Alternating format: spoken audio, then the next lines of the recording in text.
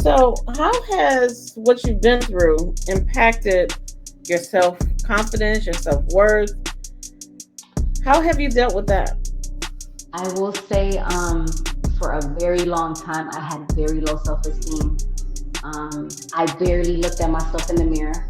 I only looked at myself in the mirror just to make Mm. sure I brushed my teeth. I didn't have no boogers in my nose, nothing on my. That's it. But Yeah. it was. I think it was the. I was. A part of me was ashamed of my situation. A part of me Hmm. felt like it could never get better. I was sad. I was so depressed.